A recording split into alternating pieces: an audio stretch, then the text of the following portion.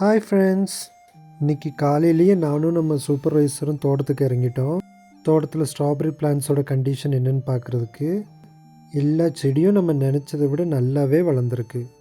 கிளைமேட்டும் நம்ம ஸ்ட்ராபெரி வளர்க்குறதுக்கு சூட்டபுளாக இருக்குது. நம்ம எதிர்பார்த்த மாதிரியே கிளைமேட் நமக்கு நல்லா சப்போர்ட் பண்ணுது. ஃப்ரெண்ட்ஸ், ஒரு குட் நியூஸ் இருக்குது. அதை நான் வீடியோட லாஸ்ட்டு சொல்கிறேன் என்னென்னு. ஃப்ரெண்ட்ஸ், இன்னையோட நம்ம செடியை வச்சு 30 நாள் தாண்டிடுச்சு. செடியோட க்ரோத்து நல்லா இருக்குது. நம்ம வச்சதுலேருந்து இப்போ நிறைய புது இலையெல்லாம் வந்திருக்கு. மூணாரில் இப்போ பனி சீசன்.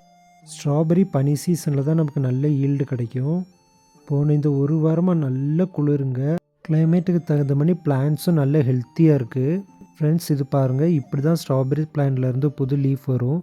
அந்த சென்டர் போர்ஷன்லேருந்து தான் வரும். அந்த சென்டர் போர்ஷன்லேருந்து சின்ன இலையாக வந்துட்டு அது அப்படியே வளர்ந்து பெருசாகி ஸ்ப்ரெட் ஆகிரும். ஃப்ரெண்ட்ஸ், நான் ஒரு ஹாப்பி நியூஸ் சொல்கிறேன்னு சொன்னேன்னா, அது இதான் பாருங்கள். நம்ம ஸ்ட்ராபெரி பிளான்ட்ஸில் இருந்து பூ போட ஆரம்பிச்சிருச்சு. இதுதான் நமக்கு ஃபஸ்ட்டு பூ.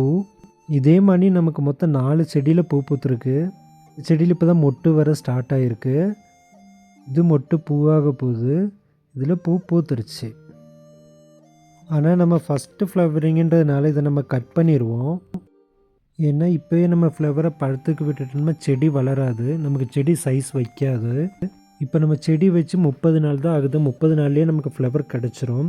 ஆனால் ஒரு 45 to 50 டேஸ் நம்ம வெயிட் பண்ணிட்டு அதுக்கப்புறம் தான் ஃப்ளவர் வர்ற மாதிரி பார்த்துக்கணும். அப்போ தான் நமக்கு செடியும் சைஸ் வைக்கும், ஈல்டும் நல்லா கிடைக்கும். ஓகே ஃப்ரெண்ட்ஸ், நம்ம ஸ்ட்ராபெரி கல்டிவேஷனோட டெய்லி அப்டேட் கிடைக்கிறதுக்கு நம்ம சேனலை சப்ஸ்கிரைப் பண்ணி வச்சுக்கோங்க. சப்போர்ட் பண்ணுங்கள். தேங்க்யூ.